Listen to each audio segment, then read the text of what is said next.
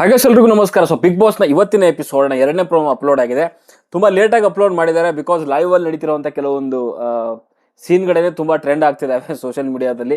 So ಅದಕ್ಕೋಸ್ಕರನೇ ಇವತ್ತು ಜಾಸ್ತಿ ಪ್ರೋಮೋ ತಲೆ ಕಟ್ಸ್ಕೊಂತಾರ. ಕಲರ್ಸ್ ಕನ್ನಡ ಅಂಡ್ ಕಲರ್ಸ್ ಕನ್ನಡದ್ದು ಸೋಷಿಯಲ್ ಮೀಡಿಯಾ ಹ್ಯಾಂಡಲ್ಗಳು ಬ್ಯಾನ್ ಆದ್ರೂ ಕೂಡ, ಸಸ್ಪೆಂಡ್ ಆದ್ರೂ ಕೂಡ, ಬಟ್ ಟ್ರೆಂಡಿಂಗ್ ಅಂತೂ ನಡೀತಾ ಇದೆ ಬಿಗ್ ಬಾಸ್ದು. ಅಂಡ್ ತುಂಬಾ ಕೆಲವೊಂದು ಪ್ರೋಮೋಗಳು ಕಲರ್ಸ್ ಕನ್ನಡ ಟೀಮ್ ಇಂದ ಬಿಡೋದಕ್ಕಿಂತ ಸೊ ಆಡಿಯನ್ಸ್ಗಳಿಂದ ಲೈವ್ ಇಂದ ಫುಟೇಜ್ಗಳನ್ನ ಕಟ್ ಮಾಡಿ ಸೋಷಿಯಲ್ ಮೀಡಿಯಾದಲ್ಲಿ ಹಾಕಿ ಸೊ ಅವತ್ತಿನ ಒಂದು ಎಪಿಸೋಡ್ಗೆ ಒಂದು ಸ್ವಲ್ಪ ಹೈಪ್ ಕ್ರಿಯೇಟ್ ಆಗ್ತಿದೆ ಅಂತ ಹೇಳ್ಬೋದು. ಅದೇ ಇವತ್ತಿನ ಒಂದು ಎಪಿಸೋಡ್ ಬಗ್ಗೆ ಕೆಲವೊಂದು ಲೈವ್ ಅಪ್ಡೇಟ್ಗಳು ಕೂಡ ನನ್ನ ಚಾನಲ್ ಇದಾವೆ, ಹೋಗಿ ನೋಡಿ. ಅಂಡ್ ಗಿಲ್ಲಿ ಅಂಡ್ ಅದೇನು ಕಿತ್ತಾಟ ಆಗಿದೆ ಅದ್ರ ಬಗ್ಗೆ ಕೂಡ ಕ್ಲಾರಿಟಿ ಕೊಟ್ಟಿದ್ದೀನಿ ಏನೇನಾಗಿದೆ ಅಂತ. ಅಂಡ್ ಇವಾಗ ಇನ್ನೊಂದು ಪ್ರೋಮೋ ಅಪ್ಲೋಡ್ ಆಗಿದೆ, ರಿಷಾ ಇಂದ ಮನೆ ನೆಮ್ಮದಿ ಹಾಳಾಗಿದೆ ಅನ್ನೋ ರೀತಿಯಲ್ಲಿ. ಖಂಡಿತವಾಗ್ಲೂ ಬಿಗ್ ಬಾಸ್ ಮನೆಗೆ ಅದು ಇವಾಗ ಒಂದು ಮೇನ್ ವಿಲನ್ ಸಿಕ್ಕಿದ್ದಾರೆ ಅಂತ ಅನ್ನಿಸ್ತಾ ಇದೆ. ಅಂಡ್ ಇವಾಗ ಮುಂಚೆ ಇದ್ದಂಥ ವಿಲನ್ ಕ್ಯಾರೆಕ್ಟರ್ಗಳು ಒಂದು ಯಾರು ನಮ್ಮ ಜಾನ್ವಿ ಅವರು ಇವಾಗ ಆಲ್ರೆಡಿ ಪಾಸಿಟಿವ್ ಆಗಿ ಕನ್ವರ್ಟ್ ಆಗಿದ್ದಾರೆ. ಅಂಡ್ ಅಶ್ವಿನಿ ಸೊ ಈ ವಾರ ಯಾಕೋ ಡಲ್ ಹೊಡೆಯುವಂತ ಲಕ್ಷಣಗಳು ಕಾಣಿಸ್ತಾ ಇದೆ. ಬಿಕಾಸ್ ಈಗ ಅವರ ಸ್ಥಾನನ ತುಂಬಲಿಕ್ಕೆ ಅಂತ ಬಂದಿರುವಂಥದ್ದು ನಮ್ಮ ರಿಷಾ ಅವರು ಸಿಕ್ಕಾಪಟ್ಟೆ ಸೌಂಡ್ ಮಾಡ್ತಿದ್ದಾರೆ, ನೆಗೆಟಿವೋ ಪಾಸಿಟಿವೋ. ಸೊ ಟ್ರೆಂಡಿಂಗ್ ಅಲ್ಲಿ ಇರಬೇಕು ಅನ್ನೋವಂಥ ಒಂದು ಪಾಲಿಸಿನ ಅವರು ಮಾಡ್ಕೊಂಡಿದ್ದಾರೆ ಅಂತ ಅನ್ಸುತ್ತೆ. ಬಟ್ ಖಂಡಿತವಾಗ್ಲೂ ಇದು ಅವ್ರಿಗೆ ಕೆಟ್ಟದಾಗೆ ಹೋಗುವಂಥದ್ದು ಅಂತ ಅನ್ಸುತ್ತೆ. ಬಿಕಾಸ್ ಬೆಳಿಗ್ಗೆ ಪ್ರೋಮೋದಲ್ಲಿ ಸೊ ಗಿಲ್ಲಿ ಮೇಲೆ ಹಲ್ಲೆ ಆಯಿತು, ಅದೆಲ್ಲ ಆಯಿತು. ಬಟ್ ಇವಾಗ ಒಂದು ಟಾಸ್ಕ್ ನಡೀತಾ ಇದೆ ಬಿಗ್ ಬಾಸ್ ಮನೆ ಒಳಗಡೆ ಮಸಿ ಬಡಿಯುವಂಥದ್ದು ಚಟುವಟಿಕೆ ನಡೀತಿದೆ. ಟಾಸ್ಕ್ ಅಲ್ಲ, ಆ್ಯಕ್ಚುಲಿ ಇದು ಚಟುವಟಿಕೆ ನಡೀತಾ ಇದೆ. ಸೊ ಸುದೀಪ್ ಸರ್ ಹೇಳಿದ್ರೆ ಯಾವುದೇ ಟಾಸ್ಕ್ ಇರಲ್ಲ, ಏನಿರಲ್ಲ ಅಂತ. ನೀವು ಇದು ಚಟುವಟಿಕೆ ಇರೋದ್ರಿಂದ ಸೊ ಚಟುವಟಿಕೆ ಅಂತಾನೆ ಕನ್ಸಿಡರ್ ಮಾಡಬೇಕು ಅಂತ ಅನ್ಸುತ್ತೆ. ಇದನ್ನ ಟಾಸ್ಕ್ ಅಂತ ಕನ್ಸಿಡರ್ ಮಾಡೋ ಹಾಗಿಲ್ಲ. ಓಕೆ, ಸೊ ಈ ಚಟುವಟಿಕೆನಲ್ಲಿ ಸೊ ಯಾರು ಈ ಬಿಗ್ ಬಾಸ್ ಮನೆ ಒಳಗಡೆ ಅನರ್ಹರು ಅನ್ನೋ ರೀತಿಯಲ್ಲಿ ಇದ್ದಾರೆ. ಸೊ ಅವ್ರನ್ನ ಒಂದು ಮಸಿ ಬಳಿದು ಸೊ ರೀಸನ್ನ ಕೊಡಬೇಕಾಗುತ್ತೆ. ಸೊ ಒಬ್ಬೊಬ್ರು ಒಂದೊಂದಾಗಿ ರೀಸನ್ ಕೊಡ್ತಿದ್ದಾರೆ. ಸೊ ಮೊದಲನೇ ಒಂದು ರೀಸನ್ ನೋಡ್ತಾ ಇದ್ರೆ ಮನೆಯಲ್ಲಿ ಸೊ ನೆಮ್ಮದಿ ಹಾಳಾಗ್ತಿರೋದು ರಿಷಾ ಇಂದ ಅಂತ ಹೇಳ್ತಿದ್ದಾರೆ.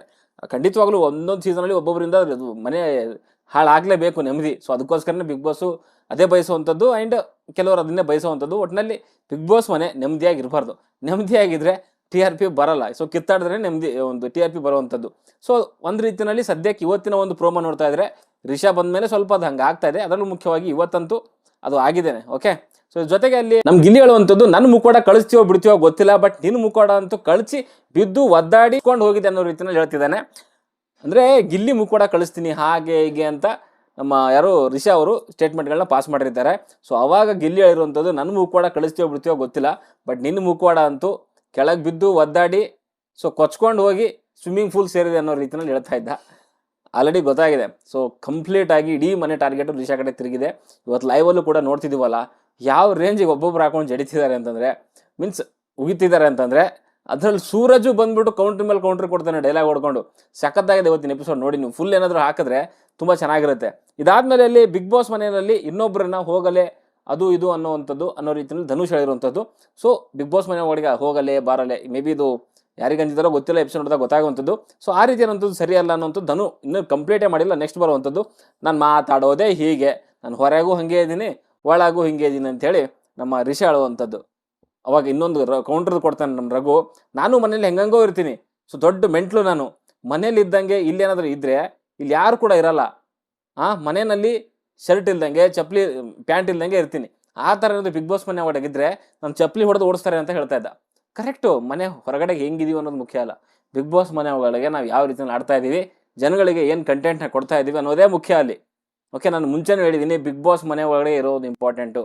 ನೀವು ಹೊರಗಡೆಗೆ ಎಷ್ಟೇ ಬೇರೆ ರೀತಿಯಲ್ಲಿ ಇದ್ರೂ ಕೂಡ ಕೆಲವು ಟೈಮಲ್ಲಿ ತನ್ನದಿಂದ ಆಚೆ ಬಂದು ಆಡಬೇಕಾಗುತ್ತಲ್ಲಿ. ನಾನು ಆವಾಗಲೂ ಹೇಳಿದ್ದೀನಿ, ಇಂಟ್ರೋವರ್ಟ್ ಅಂತ ಏನಾದರೂ ಒಬ್ಬ ಇದ್ದರೆ ಅವ್ನು ಬಿಗ್ ಬಾಸ್ ಮನೆ ಒಳಗೆ ಇರೋದಕ್ಕೆ ಸಾಧ್ಯನೇ ಇಲ್ಲ. ಅವ್ನು ಎಕ್ಸ್ಟ್ರೋವರ್ಟ್ ಆಗಲೇಬೇಕು, ಎಲ್ಲರ ಜೊತೆ ಮಾತಾಡಲೇಬೇಕು, ಅಟ್ಲೀಸ್ಟ್ ಒಂದು ಲೆವೆಲ್ವರೆಗೂ ಆದರೂ ಮಾತಾಡಬೇಕು. ಹಾಗಾಗಿ ಮತ್ತೆ ಹೊರಗಡೆನೂ ಹಿಂಗೆ ಇದ್ದೀನಿ, ಹೊರಗಡೆ ಕೆಲವೊಂದೆಲ್ಲ ಕೆಟ್ಟ ಪದಗಳೆಲ್ಲ ಮಾತಾಡ್ತೀವಿ. ನಾನು ಬಂದು ಸೋಷಿಯಲ್ ಮೀಡಿಯಾದಲ್ಲಿ ಹಂಗೆ ಮಾತಾಡೋಕ್ಕಾಗತ್ತಾ? ನಾನು ಒಂದು ಸೋಷಿಯಲ್ ಮೀಡಿಯಾದಲ್ಲೇ ಬಂದು ಹಂಗೆ ಮಾತಾಡೋಕ್ಕಾಗಲ್ಲ ಅಂದರೆ ನೀವು ಅಂಥ ಒಂದು ಕೋಟ್ಯಾಂತರ ಜನ ನೋಡೋವಂಥ ಒಂದು ಶೋಗೆ ಹೋಗಿದ್ದೀರ ಅಂತಂದರೆ ಸೊ ಅಲ್ಲಿ ನೀವು ಯಾವ ರೀತಿಯಲ್ಲಿ ಇರಬೇಕು ಅನ್ನೋದು ನಿಮಗೆ ಅರ್ಥ ಆಗುತ್ತೆ. ಅರ್ಥ ಆಯ್ತಲ್ಲ? ಸೊ ಈ ಥರದ್ದೊಂದು ಸ್ಟೇಟ್ಮೆಂಟ್ಗಳು ಬಂದಿದ್ದಾವೆ. ನಾನು ಹೊರಗೂ ಹಾಗೆ ಇರ್ತೀನಿ, ಒಳಗೂ ಹಂಗೆ. ಕರೆಕ್ಟಾಗಿ ಹೇಳ್ದೆ ರಘು, ನಾನು ಮನೇಲಿ ಹೆಂಗಂಗೆ ಇರ್ತೀನಿ, ಅಲ್ಲಿರಾಗ ಏನಾದರೂ ಇದ್ದರೆ ಇಲ್ಲಿ ಯಾರು ಕೂಡ ಇರಲ್ಲ. ನಮ್ಮ ಮನೆಯಲ್ಲಿ ಒಂದೊಂದು ಸಾರಿ ಪ್ಯಾಂಟೇ ಬಿಚ್ಕೊಂಡಿರ್ತೀನಿ, ಶರ್ಟ್ ಹಾಕಿರಲ್ಲ. ಹಂಗೆ ಏನಾದ್ರು ಇದ್ದರೆ ಚಪ್ಪಲಿ ತಂದು ಹೊಡೆದು ಓಡಿಸ್ತಾರೆ ಅಂತ ಹೇಳ್ದ ಅವನು. ಕರೆಕ್ಟಾಗಿ ಹೇಳ್ದ. ಸಖತ್ ಕೌಂಟ್ರ್ ಅದು ಹಂಗೆ ನೋಡೋಕೆ ಹೋದರೆ. ಸೊ ಅದನ್ನು ಅರ್ಥ ಮಾಡ್ಕೊಬೇಕಾಗಿರೋವಂಥದ್ದು ನಮ್ಮ ರಿಷಾ ಅವರು. ಪ್ರತಿ ಟೈಮಲ್ಲೂ ಕೂಡ ಟ್ರಿಗರಿಂಗ್ ಪಾಯಿಂಟ್ನ ಅವ್ರು ಅರ್ಥ ಮಾಡ್ಕೊಂಡಿದ್ದಾರೆ. ಯಾರನ್ನೆಲ್ಲಿ ಟ್ರಿಗರ್ ಮಾಡಬೇಕು, ಯಾವುದಕ್ಕೆ ಒಂದು ಜಗಳ ಶುರುವಾಗುತ್ತೆ ಇಲ್ಲಿ, ಸೊ ಯಾರು ವಿಲ್ಲನ್ನು, ಪ್ರತಿಯೊಂದು ಕೂಡ ಅರ್ಥ ಮಾಡ್ಕೊಂಡಿದ್ದಾರೆ. ಯಾರನ್ನು ಟ್ರಿಗರ್ ಮಾಡಿದ್ರೆ ಇಲ್ಲಿ ಸ್ಕ್ರೀನ್ ಸ್ಪೇಸ್ ಸಿಗುತ್ತೆ, ಜಗಳ ಆಗುತ್ತೆ, ಯಾವುದಕ್ಕೆ ಜಗಳ ಮಾಡಬೇಕು. ಸೊ ಅದೇ ಒಂದು ವಿಚಾರದಲ್ಲೇ ಇದ್ದಾರೆ. ಅದು ಬಿಟ್ಟರೆ ಇನ್ನೇನೂ ಇಲ್ಲ ಅವ್ರದ್ದು. ಫಸ್ಟ್ 2 ಡೇಸ್ ಒಂದು ಏನೇನು ಹೊರಗಡೆ ನೋಡ್ಕೊಂಡು ಹೋಗಿದ್ರು ಅದನ್ನು ಮಾತ್ರ ಎಲ್ಲರ ಹತ್ರ ಪುಂಗಿದ್ರು. ನಾವು ಅನ್ಕೊಂಡ್ವಿ ಏನೋ ಇಂಟೆಲಿಜೆಂಟ್ ಇರ್ಬೋದು ಹಾಗೆ ಹೀಗೆ ಅಂತ. ಬಟ್ ಬರ್ತಾ ಬರ್ತಾ ಅವ್ರದ್ದು ಆಟ ಏನಂತಂದರೆ ಬರೀ ಕಿತ್ತಾಟದಲ್ಲೇ ನಡೀತಿದೆ. ಅದು ಬಿಟ್ಟರೆ ಇನ್ನೇನೂ ಇಲ್ಲ. ಎಲ್ಲಿವರೆಗೂ ಸರ್ವ್ ಆಗ್ತಾರೋ ಗೊತ್ತಿಲ್ಲ. ಬಟ್ ಸದ್ಯಕ್ಕಂತೂ ಅವ್ರದ್ದು ಟ್ರೆಂಡಿಂಗ್ ಓಡ್ತಾ ಇದೆ. ಸೊ 2 ಪ್ರೋಮೋ ಅವರಿದ್ರಲ್ಲೇ ಬಂದಿದೆ. ಈ ಥರ ನಮ್ಮ ಅಭಿದು ಬಂದಿಲ್ಲ, ಧನುಷ್ದು ಬಂದಿಲ್ಲ, ಸ್ಪಂದನದು ಬಂದಿಲ್ಲ. ಈ ಥರದ್ದು ಪ್ರೋಮೋ ಇವತ್ತು 2 ಪ್ರೋಮೋ ಅವ್ರಿದ್ರ ಮೇಲೆ ಬಂದಿರೋವಂಥದ್ದು. ಅಂದರೆ ಯಾವ ರೇಂಜಿಗೆ ಸೌಂಡ್ ಮಾಡ್ತಿದ್ರೆ ಲೆಕ್ಕ ಹಾಕೊಳ್ಳಿ ನೀವು. ಪಾಸಿಟಿವ್ ನೆಗೆಟಿವ್ ಅಗೇನ್ ಸಖತ್ ತಿಳ್ಕೊಂಡಿದ್ದಾರೆ ಬಿಗ್ ಬಾಸ್ ಮನೆ ಒಳಗಡೆ ಹೆಂಗೆ ಸರ್ವೈವ್ ಆಗಬೇಕು ಅಂತ. ಆ್ಯಂಡ್ ಇನ್ನೊಂದು ವಿಚಾರ ಏನು ಅಂತಂದರೆ ಚಂದ್ರಪ್ರಭಾ, ಸೊ ಗಿಲ್ಲಿ ಆ್ಯಂಡ್ ಕಾವ್ಯ ಒಂದು ಅವ್ರ ಸಂಬಂಧದ ಬಗ್ಗೆ ಕೆಲವೊಂದು ಮಾತುಗಳು ಆಡಿದ್ದಾರೆ. ನಿಜವಾಗ್ಲೂ ಅದನ್ನು ತೊಗೊಳ್ಳಿಕ್ಕಾಗಲ್ಲ. ಸೊ ಅರ್ಥ ಮಾಡ್ಕೊಬೇಕಾಗಿರೋದು ಚಂದ್ರಪ್ರಭಾ, ನೀವು ಮುಂದೆ ಹೋಗಬೇಕು ಅಂತಂದರೆ ನಿಮ್ಮ ಪಡಿ ನೀವು ಆಟ ಆಡ್ಕೊಂಡು ಮುಂದೆ ಹೋಗಿ. ಅದೆಲ್ಲ ಬಿಟ್ಟು ಅಲ್ಲಿ ಗಿಲ್ಲಿನೋ ಕಾವ್ಯನೋ ಕೆಟ್ಟವರನ್ನಾಗಿ ಮಾಡಿ ಸೊ ನೀವು ನಿಮ್ಮ ಬೆಳೆನ ಬೇಯಿಸ್ಕೊಳಕ್ಕೆ ಹೋಗ್ಬೇಡಿ. ಅವ್ರ ಜೊತೆನೇ ಇರ್ತೀರಾ. ಗಿಲ್ಲಿ ನಿಮ್ಮನ್ನ ಅಣ್ಣ ಅಣ್ಣ ಅಂತ ಅಷ್ಟೊಂದು ಸಂಬಂಧಕ್ಕೆ ಬೆಲೆ ಕೊಡ್ತಾನೆ ಅವನು. ಸೊ ಅವನ ಬಗ್ಗೆ ಕಾವ್ಯ ಬಗ್ಗೆ ಅಷ್ಟೊಂದು ಮಾತಾಡುವಂಥದ್ದು ಅವಶ್ಯಕತೆ ಇರಲಿಲ್ಲ. ಲೈವಲ್ಲಿ ಸಿಕ್ಕಾಪಟ್ಟೆ ಮಾತಾಡಿದ್ದಾರೆ. ಚೆನ್ನಾಗಿ ಆಡ್ತಿದ್ದಾಳೆ ಕಾವ್ಯ, ಹಾಗೆ ಮಾಡ್ತಿದ್ದಾಳೆ, ಹೀಗೆ ಮಾಡ್ತಿದ್ದಾಳೆ, ದಾರಿಲಿ ಚೆನ್ನಾಗಿ ಹೋಗ್ತಾ ಇದೆಯಾ, ದಾರಿಲಿ ಯಾರೋ ಒಬ್ಬ ಬಂದು ಚಮಕಾಯಿಸ್ದ ಅಂತ ಹೇಳ್ಬಿಟ್ಟು ಸೊ ಲವ್ ಗಿವ್ ಅಂದ್ಕೊಂಡು ಹಾಳಾಗಬೇಡ, ಹಾಗೆ ಹೀಗೆ ಇಲ್ಲದೆ ಇರೋವಂಥ ವಿಷಯಗಳೆಲ್ಲ ಪುಂಕ್ತಿದ್ದಾನೆ. ಅವರಿಬ್ರಿಗೂ ಖಂಡಿತವಾಗ್ಲೂ ಕ್ಲಾರಿಟಿ ಇದೆ ಏನು ಮಾಡ್ತಾ ಇದೀವಿ ಏನು ಮಾಡ್ತಾ ಇಲ್ಲ ಅಂತ. ಕಾವ್ಯಗೂ ಕ್ಲಾರಿಟಿ ಇದೆ, ನಮ್ಮ ಗಿಲ್ಲಿಗೂ ಕ್ಲಾರಿಟಿ ಇದೆ.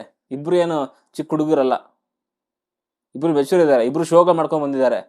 ಅವ್ರಿಗೆ ಗೊತ್ತಿದೆ ಎಲ್ಲಿ ಒಂದು ಲೈನ್ ಕ್ರಾಸ್ ಮಾಡಬಾರ್ದು ನಾವು ಅಂತ. ಸೊ ಸುಮ್ಮನೆ ಸುಮ್ಮನೆ ಹೇಳೋವಂಥದ್ದು ಸರಿಯಲ್ಲ. ಅದೆಲ್ಲ ಆಗೋವಂಥ ಟಾಸ್ಕಲ್ಲಿ ಇರುವಂಥದ್ದು ಇದು. ಅಟ್ಲೀಸ್ಟ್ ಸೈಡಿಗೆ ಕರೆದಾದ್ರೆ ಹೇಳ್ಬೋದಾಗಿತ್ತು. ಸೈಡಿಗೆ ಕರೆದು ಹೇಳಿಲ್ಲ ಅವ್ನು. ಯಾಕೆ ಹೇಳಿ? ತನ್ನ ಬೇಳೆನ ಬೇಯಿಸ್ಕೊಬೇಕಾಗಿತ್ತು. ಇಡೀ ಒಂದು ಕರ್ನಾಟಕಕ್ಕೆ ಎದುರುಗಡೆಗೆ ಗಿಲ್ಲಿ ಹಿಂಗೆ, ಕಾವ್ಯ ಹಿಂಗೆ ಅನ್ನೋ ರೀತಿಯಲ್ಲಿ ಪೋರ್ಟ್ರೇ ಮಾಡಬೇಕಾಗಿತ್ತು. ಅದು ಮೇನ್ ಟಾರ್ಗೆಟು ಗಿಲ್ಲಿನೇ. ಅದನ್ನ ಬಳಸ್ಕೊಂಡಿರುವಂಥದ್ದು ಕಾವ್ಯ ಹೆಸರು. ಏನಿದೆ ಅದರ ಲಾಜಿಕ್ಕು? ಅಷ್ಟೆಲ್ಲ ಹೇಳಬೇಕಿತ್ತು ಅಂದರೆ ಇಬ್ಬರ ಜೊತೆಗೆ ಯಾವಾಗ ಕೂತಿರ್ತೀಯಲ್ಲಪ್ಪ ಅಲ್ಲೇ ಹೇಳ್ಬೋದಾಗಿತ್ತು. ಅಲ್ಲಿ ಹೇಳಲಿಲ್ಲ. ಯಾಕೆ ಹೇಳಿ? ಇಲ್ಲಿ ಇದನ್ನ ಟಾಸ್ಕ್ ಅಲ್ಲ ಆದರೆ ಇಡೀ ಕರ್ನಾಟಕದ ಜೊತೆ ತೋರಿಸ್ತಾರೆ, ಆಮೇಲೆ ಅದನ್ನು ಟೆಲಿಕಾಸ್ಟ್ ಮಾಡ್ತಾರೆ ಅನ್ನೋದು ಇದು ಅವನಿಗೆ. ಇಷ್ಟೆಲ್ಲ ಆದರೂ ಕಾವ್ಯ ಅವನ್ನ ಸೈಡಿಗೆ ಕರೆದ್ಬಿಟ್ಟು ನೀವು ಯಾಕೆ ಹಂಗೆ ಹೇಳಿದ್ರಿ, ಸೊ ನೀವಾಗ ನಮ್ಮನ್ನ ಒಂದು ರೀತಿಯಲ್ಲಿ ಕೆಟ್ಟದೊಂದು ಸ್ಥಾನದಲ್ಲಿ ನಿಲ್ಲಿಸಿದ್ರಲ್ಲ ಹಾಗೆ ಹೇಗೆ ಅಂತ ಕೇಳ್ತಾರೆ. ಅಲ್ಲೂ ಹಂಗೆ ಹೇಳುವಂಥದ್ದು. ಅವನು ಏನಂತಂದರೆ ನಾನು ಹೇಳಿದ್ದು ಸರಿ ಇದೆ, ಬಟ್ ಹೇಳಿರೋ ರೀತಿ ತಪ್ಪಾದರೆ ಕ್ಷಮಿಸು ಅಂತ ಕೇಳ್ತಾನೆ. ಸಾರಿ ಅಂತ ಹೇಳ್ತಾನೆ ಚಂದ್ರಪ್ರಭಾ. ಹೇಳಿದಾದ್ಮೇಲೆ ಸಾರಿ ಹೇಳಿ ಏನು ಕತೆ. ಅಗೇನ್ ಕಾವ್ಯ ಗಿಲ್ಲಿ ಜೊತೆಗೂ ಕೂಡ ಮಾತಾಡ್ತಾರೆ. ಹೊರಗಡೆ ಈ ಥರ ಮೇ ಬಿ ಪೋಟ್ರೆ ಆಗ್ತಿರ್ಬೋದು, ನೋಡ್ಕೋ ಸ್ವಲ್ಪ ಅಂತ ಹೇಳ್ತಾರೆ.